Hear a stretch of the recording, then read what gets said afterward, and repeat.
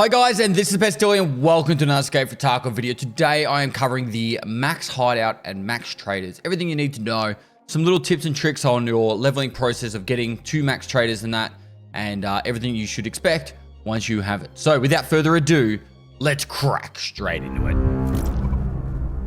So for this wipe, I am actually going to be updating and redoing all my guides and making sure everything is up to date to the latest information because it's been quite a while. And I'm going to start off with some of the more later stuff that you guys should know. But if you're still new to Escape from Tarkov, this should really be helpful because it'll explain to you why you should get stuff to max, like your hideout and your traders. So if you're new to Tarkov, this can still be very helpful. And if you're not new, there's going to be a lot of things that you should take note of here. So starting out with the hideout. Now at the start of every single wipe, my first focus is to max out the hideout. Now mine is literally 57 hours away from maxing, but it's only the Bitcoin farm level 3. Overall, if you are going to play Escape from Tarkov, listen to this very clearly. If you are going to play Escape from Tarkov for more than like 50 to 80 hours, you probably should max out your hideout, or at least get Bitcoin farm level 1 or 2. That should be the ground rule of like if you're going to play for the wipe to a certain amount. The reason for that, Bitcoin farm right now is actually making heaps of money, and it's easy money for you guys to make, even if you're only playing like a little bit. You can log in each day, pick up a Bitcoin, and make yourself 500,000 rubles.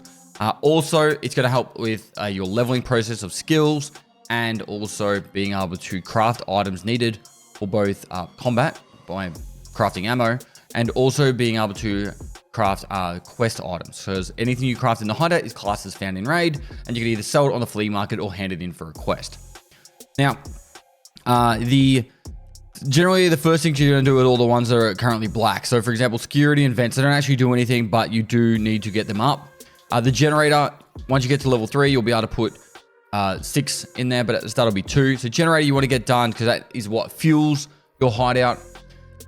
Illumination is just one of the throwaway ones that are a money sink, and then water collection eventually will make it so you can get these canisters of pure water. Now, this is a tip.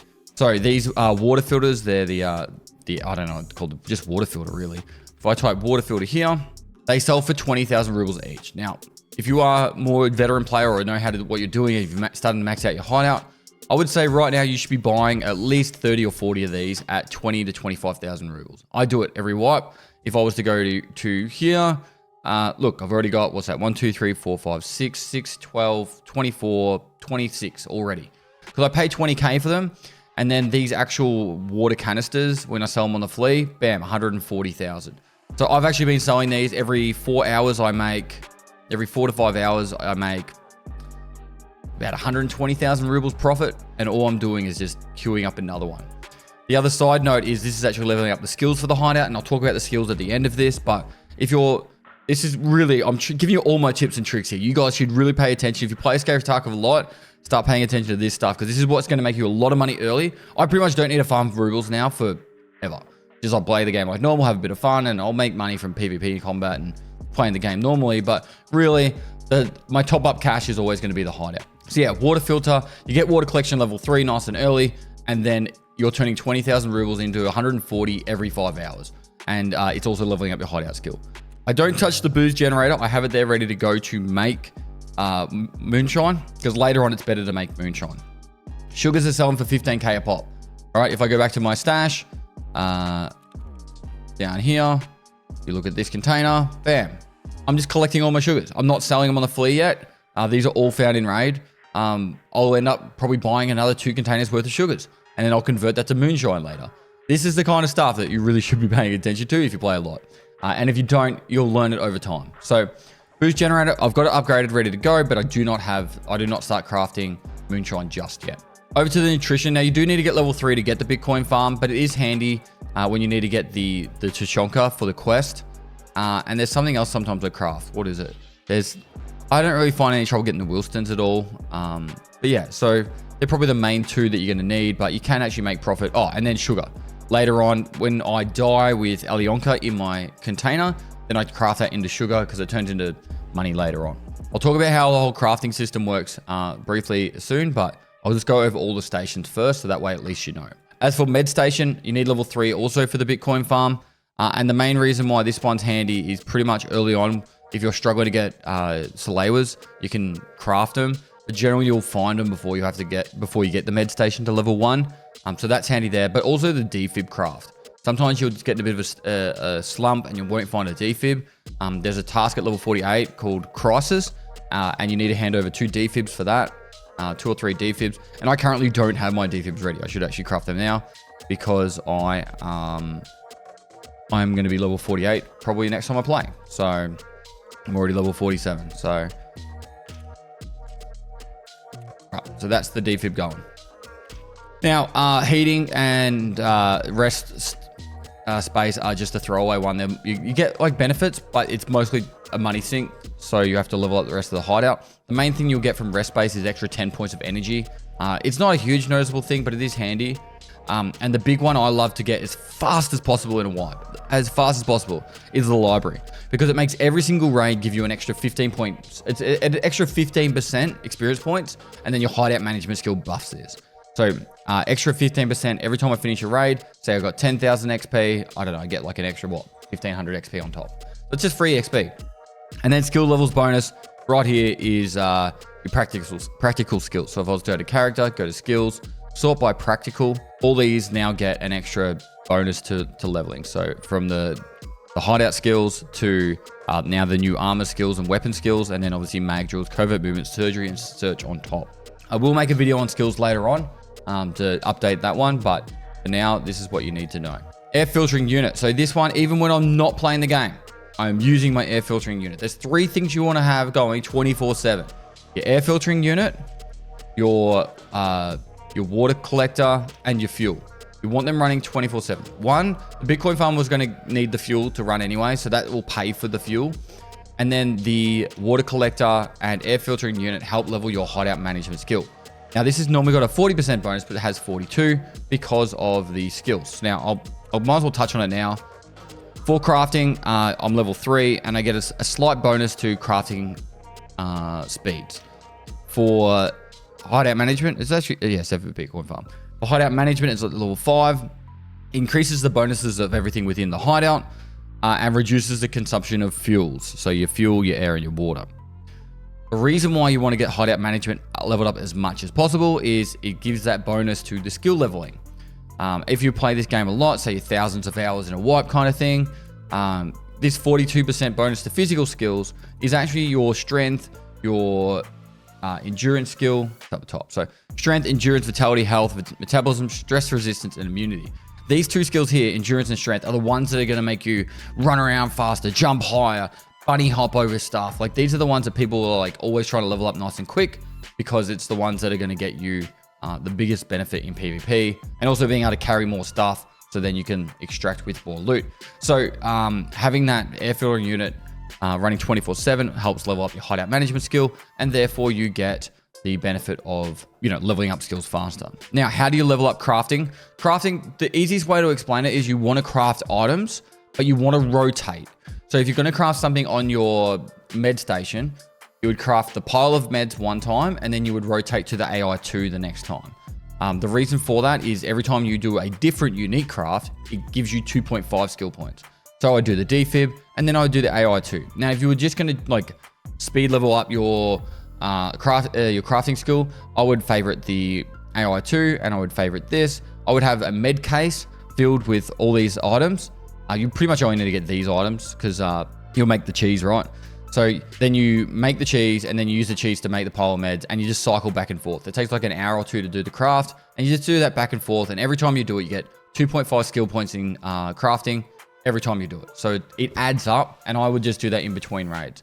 Unfortunately, the hideout sometimes is a bit laggy and it's a bit frustrating loading into it. But, these are the things that if you are trying to max out your skills, that definitely helps. And you do that for everything. So if you're going to craft on the workbench, you do the wires this time, and then you might do the capacitors the next time. You pick, it's up to you. Now, also, there's plenty of crafts you can do that you can make money. I used to make videos explaining which crafts are the best crafts to make at that point in time, but I'm not going to explain that anymore because it changes so often from early wipe to late wipe, from wipe to wipe.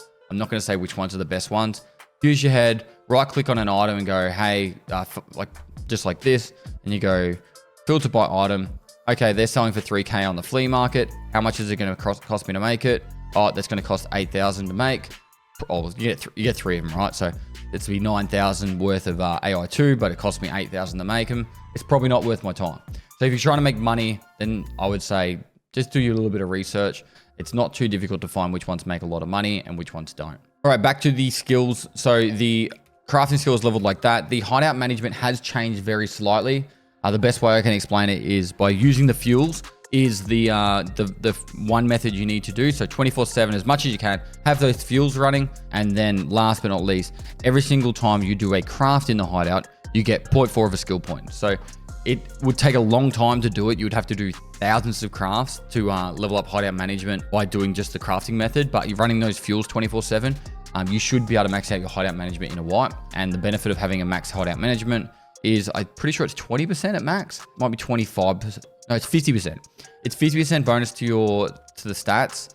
So for example, library, the practical skill leveling will be increased by 45%.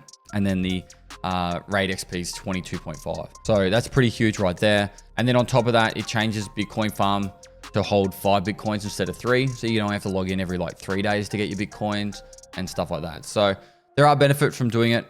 It means that you can hold more fuel and everything. So it's good, but I do it mostly for the skill leveling and the experience points because I'm a no-lifer that wants to play this game as much as possible. All right, we're pretty much done all that end of the hideout. Now, Scav Case, this one is kind of like the gamble option. If you're in play Diablo and you'd go to that guy, the trader, and you'd just spend money on gambling for random items. This is pretty much Tarkov's version.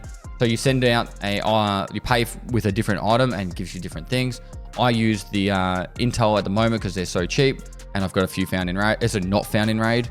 So I've been sending them off, and I've found 2, not 1, but 2 of these 21 WS keys, which are selling for $1 million. So, you know, for 100K, I've made a couple of mil, and it's handy. It's good when it makes money. It's kind of annoying, but let me put it like this. If you want to make straight money, you probably want to do the 95K one. There's one, it's cost about 95K. That's probably the one that makes you the most money, consistent. But if you're trying to find streamer items for the Kappa container, do the Moonshine. And if you try to gamble on keys, it's the Intel. So the Intel one will have the highest chance of you getting like a Labs red key card, for example. All right, so the Christmas tree itself, this one will be gone very soon. So we won't be able to get that much anymore. Everything here is found in raid though. I've actually just been making weapons cases because I sell them for 3 million a pop. So I play the game, I find the balls, I make a weapon case, I sell them for 3 million. Simple. So that's pretty much how I do that. And you can put those balls inside your ass in your in your gamma container. So then that way, you know, even if they're not found in raid, you can do the craft. So if you start farming up them, there's plenty of good spaces. The rule of thumb, any gold spawns, so the safes, obviously, but you know, you go up the hill in woods and that bunker, it can sometimes, and on the side, there's like that bed halfway up the hill in woods in the middle mountain. There's heaps of spawns there, but every map has heaps of spawns. You just got to know where they are. Now, the big one everyone goes for each wipe is the Bitcoin farm. Now, level 1, you need to get Medstation level 3, Nutrition level 3, and I think it's Security level 3 or Vents level 3. It's the bottom one. Security level 3. Once you have the Bitcoin farm, every time you add a graphics card to it, you get more, or get a faster rate in which you get Bitcoin. So I have 25 in there. Once it gets to level 3, I'll be able to put 50 graphics cards in there. And at level 1, you'll be able to put 10 graphics cards in there. If you have 10 graphics cards in there, let's see if I can bring it down real quick, and I might be able to quick math it. It'll be 5 times the time of whatever's in this. So it'll be 25 hours of Bitcoin, thereabouts, maybe 27 hours of Bitcoin with 10 graphics cards in there. So once a day, you'll get yourself a Bitcoin. Bitcoins right now are selling for 580,000 rubles, I think it is. So if I go traders, well, 581,000. So every day you can make 580K just by having your Bitcoin farm done. Now, you know, people will be like, oh, you know, but it's going to take me so long to make it and upgrade it and all that stuff. It's honestly worth it because of all the other stuff you're getting as well. And then once it's there, you log in once a day. You don't even technically have to log in once a day because you can have up to 3. Even if you have Bitcoin farm level 1, it means that you log in every 3 days to get your 3 Bitcoin, 1.5 million, just like that. So the highest I've ever seen Bitcoin sell for was 800,000, and then BSG nerfed them down to 250. So it's kind of like a bit of a time investment, but at the same time, you get a lot back from it. Now, big tip, if you're a speed leveler, love playing the game, you play it heaps, and you're really good at the game, I can't believe people don't do this more. I've barely heard of anyone even doing it. And I hope there's people out there doing it. I'm sure everyone's going to fill the comments saying that they do it every wipe. But I did not pay over, wait for it, 200,000 a graphics card for my hideout. I already have all 50 ready to go. I actually have an extra 3 found in raid that I can sell, but I'm not selling them yet because if I look at it now, they're up to 260. I can guarantee you in 2 weeks' time, these will be 500,000 each. Because Bitcoins are worth so much, graphics cards are going to be worth so much. So, and everyone's going to start getting their Bitcoin funds at the exact same time. So if you're floating heaps of cash, get a junk box, and then I would buy these at 250. If you're going to play the wipe a lot, you should be buying these early in the wipe as possible. I do this every single wipe, and I can't believe people haven't done it more and talked about it more. But yeah, this is the go-to thing I do. Every wipe, I paid, on average, I'd say about 180 to 190 a graphics card. And the cheaper you get your graphics cards for, the faster you'll get your money back on the Bitcoin farm. And I can guarantee you, I'm probably close to having my money back already from the Bitcoin farm because I probably spent about 8 to 9 million on the graphics cards. And I've probably already made back 7 or 8 Bitcoin. So I'm like up to about 4 million already, like 3.5 to 4 million. And give it like a couple of days, I'll have enough Bitcoin to pay for the rest of the graphics cards. But when they're at 500K, it adds more days to it. This being said, if you die and you have a graphics card in your bum, you can put it into your Bitcoin farm. If you have a found in raid graphics card in your Bitcoin farm, it doesn't lose found in raid status. So if you've got like 5 found in raid ones in there and over the wipe you die, you can actually take out the found in raid one, sell that on the fleet and put the non-found in raid into your Bitcoin farm. So you can actually make some money back there on the ones that you die with. Now, if you have a standard account, you will have to level up your stash. This actually levels up your stash up, like stash. So that's one of the things you're just gonna have to do. But yeah, it's very expensive. I would say early wipe, you just want to get the first. If you're on a standard account, you want to get the first stash upgrade after 2 junk boxes. My rule is usually 2 junk boxes, stash upgrade, 2 more junk boxes, and then just focus on stash upgrades from there. But yeah, it's one of those things that early wipe, it's very frustrating. I play on a standard account when I do my series, and it's very frustrating. I understand your pain. Workbench, this is for mostly just crafting items. You won't need to use this too much for quests. There are some things that are helpful, like the wires and that. If you get stuck on car batteries, there is the car battery craft using a tank battery. Late wipe, this is super cheap. So you can buy this tank battery for like 400K, and then you'll be able to, get your 5 car batteries for questing and that. So it's mostly for ammunition, the workbench, but the lavatory is actually quite huge for when it comes to questing and stuff like that. So your 60 round mags, a lot of people will struggle to find found in raid 60 round mags. So you want to get lavatory level 2 very quickly. So then when you're on the quest ice cream cones from Prapor, you can then just buy some keck tape on the flea market and then make your 3 found in raid 60 round mags. There's heaps of other items here that you'll need for quests, like Clin, bleach, all the textiles stuff. So like the fabrics, keck tape is needed for quests. You used to be able to do the Pilgrim is now on lavatory 3. So if you get to the So It Good part 1, I think it is, or somewhere around that, the Pilgrim is actually on level 3 now. So it's a bit of an awkward spot because the quest is definitely not there. The quest is very early on in the game. And then I just usually make containers. The main reason I do containers is they sell for a lot of money. And so I sell the containers early, and then that makes me more money spent on the flea market. This is more how I think big picture. So I want to get my trader rep up, or my flea market rep up as high as I can early, because I hate having 2 items to sell at a time. So I'll deliberately sell stuff for cost price. So for example, this, I'll sell it for the cost of how much you'd buy it for, just to make it so I've got my money spent on flea market to be more, like I've spent more. It's about the amount of money spent will level up your flea market rep. All right, so that is now lavatory. The shooting range is a place you can go to shoot your gun. You run over. It's pretty much the way it works is you shoot at the targets and you can reset them. So if I was to put some bullets in here, noise warning. It's all marked up. You can then just go clear targets, and then you can go again. It's actually kind of handy. You can actually practice the new recoil stuff. Like for example, if I want to shoot there, I can just see how the new recoil works. And then you go, oh, okay, if I just aim there and then take my mouse off, it might work better. Like these are the kind of things that you can do with that, and you can also do like mini games and that to practice your shooting. For the weapon rack, this is where you can store your stuff. You can store guns there, and then you can put guns up as favorites on your profile now. So you can go display in profile. Now, if you go to my character profile down here, I now show my favorite weapon as the AUG. It's cool, new little quirk to the game. The only issue I find with this is you can't equip straight from the weapon rack. So it's more for you put weapons there as an extra storage space, but you can't equip straight to them, which can be quite annoying. That's it. Last wipe, all I did is I filled it with 5.7s for the fun. So there'll be a thing where you have to destroy the wall, and then when you get to the other side of the wall, there's the gym. The way the gym works, pretty straightforward. You come inside to the gym, and it's one of those like mini games you remember from Final Fantasy or something like that, where you have to press the button every time it goes in.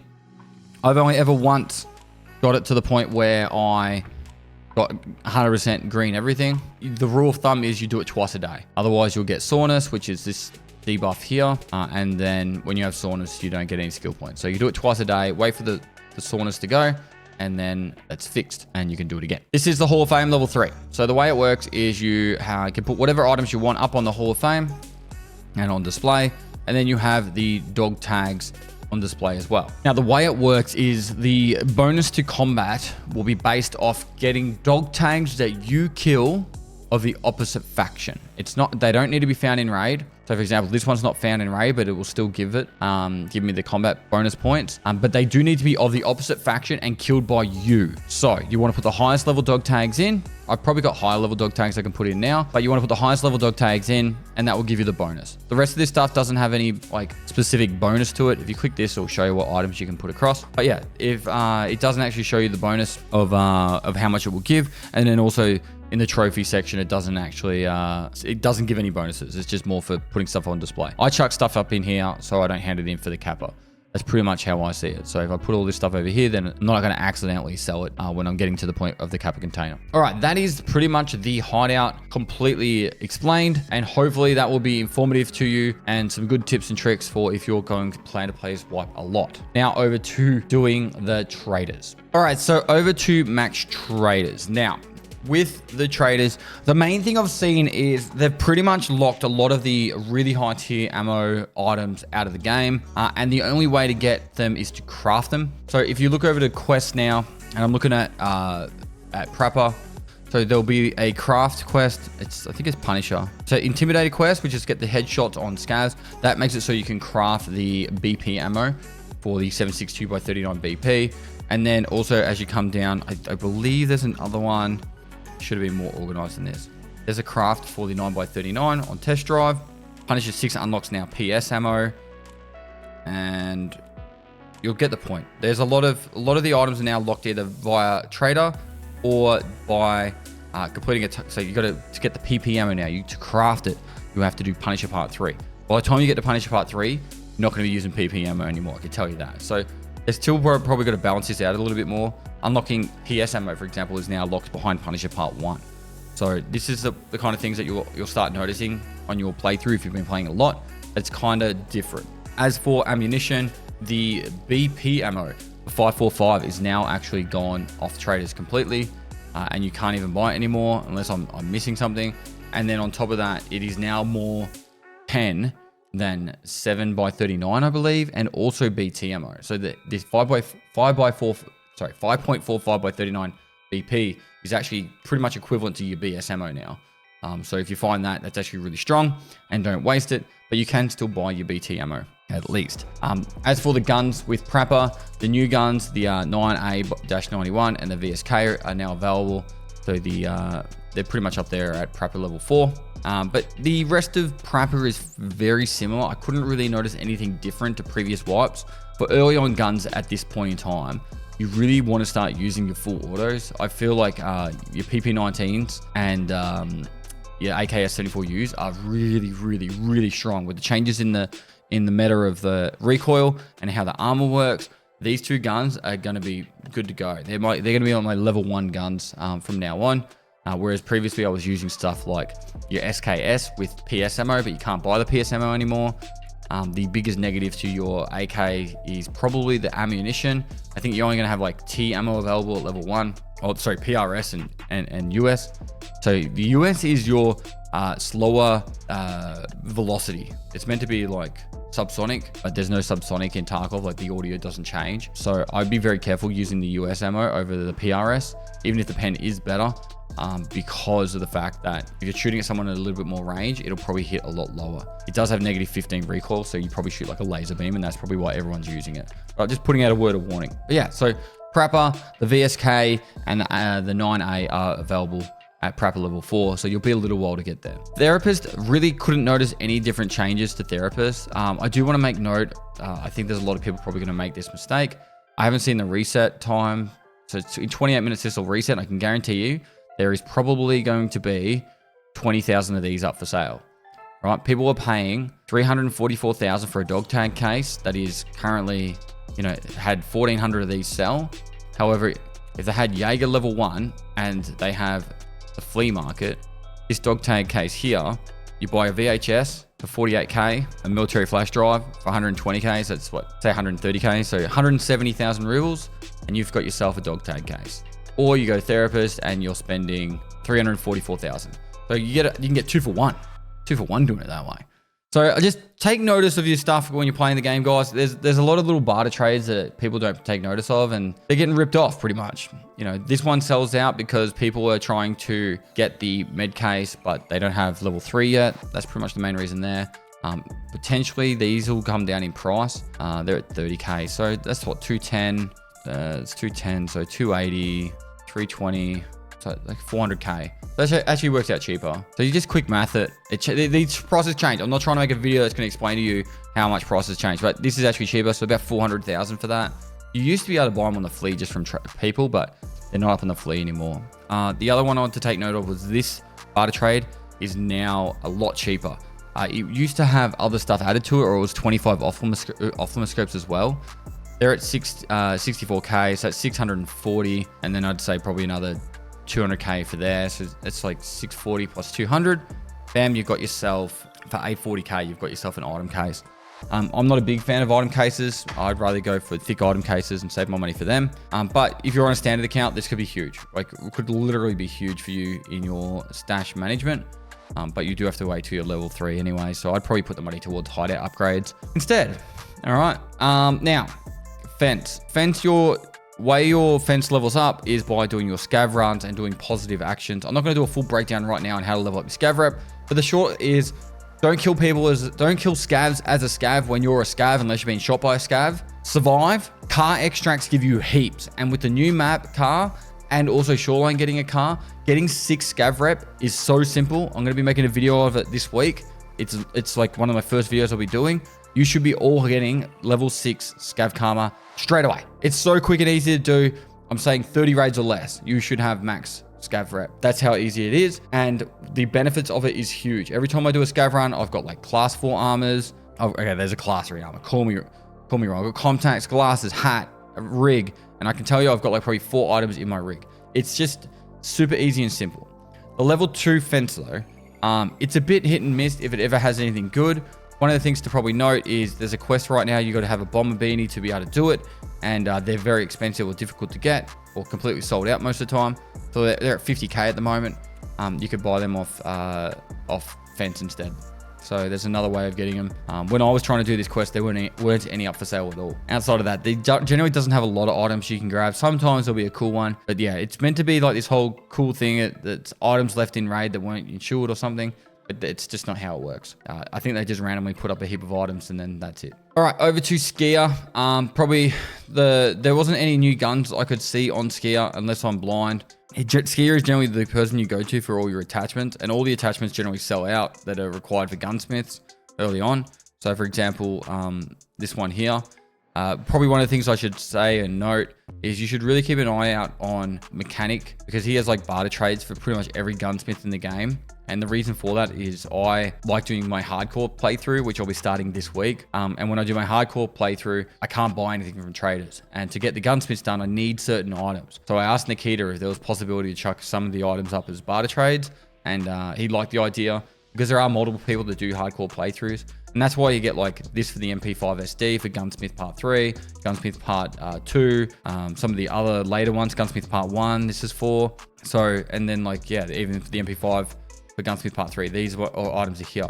If you're looking for really, really expensive items, you can't get them at all, this shift foregrip, right now sells on the flea market for 220,000 rubles. However, you can get it on an MPX for 5 DVDs, 5 UV lamps, and 2 weapon parts. I'm fairly confident you'd be able to get all this. Maybe the DVDs are selling for like 20k, 30, so 150 there. Probably looking at about 200k there. But at the same time, you'll be able to get the shift grip, and then you'll have an MP5XD on top. So if you struggle to find a certain item for a gunsmith task, or they're very expensive on the flea market, try checking out Mechanic for the barter trades. But outside of that, for skier, nothing too crazy to check out or that has changed that I could notice. There are some guns and things that are meant to be unlocked at some point behind a quest, but I just haven't seen them. I know you guys are probably going to be like, but he didn't talk about the SIG Spear at all. You can buy the SIG Spear on the flea market right now, and it says it's locked for Peacekeeper behind a quest. I'm not up to that quest yet. I've got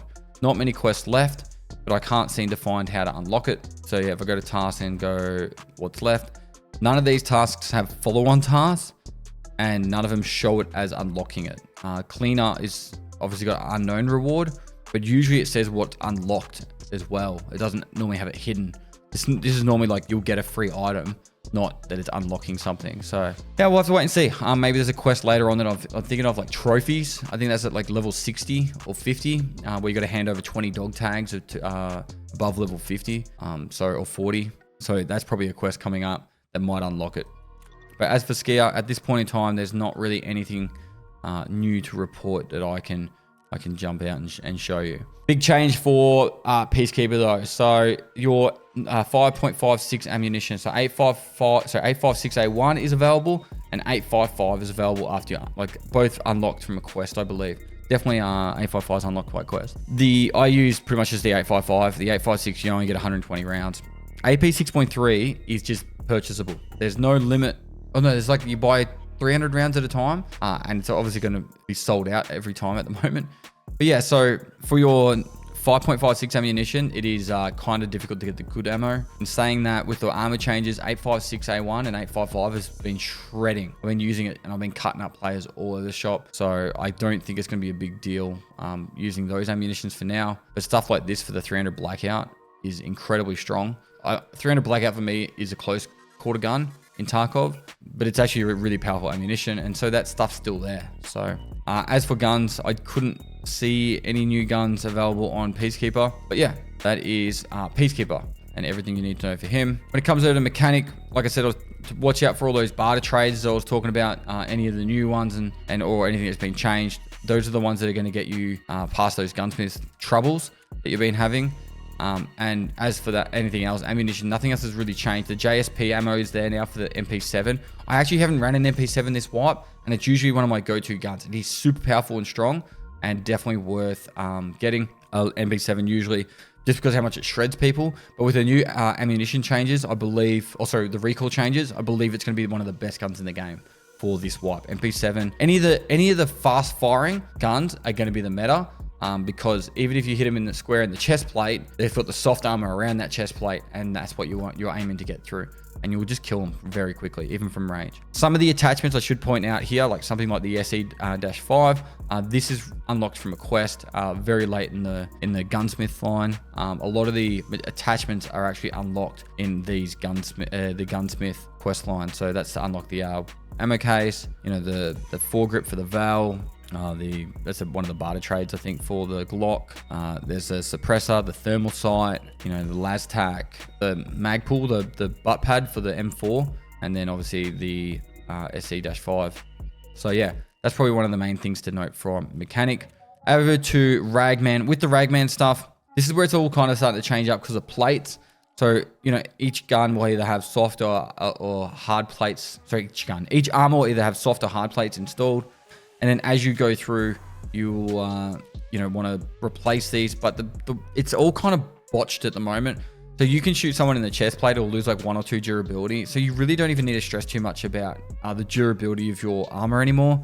If you can survive a raid, you'll probably never need to replace your armor during that raid with something you get from someone else, unless it's a better armor. As in, you won't have to go get, you could get shot multiple times in a raid and your armor won't be broken. It'll probably hold up perfectly fine. From the testing we've done and also trying to complete the task guns, So Good Part 3, where we had to destroy an armor for a quest. It took 500 shots to destroy one of the armors. So you are going to be able to tank quite well. Probably the biggest change for this wipe is, and people don't realize this, is contacts no longer, from the testing that we've seen, contacts no longer make it so you can hear any further. So in the past, you could wear contacts 4s and you'd hear someone from 100 meters away. Now, it doesn't make any difference in the distance, only how the sound is heard.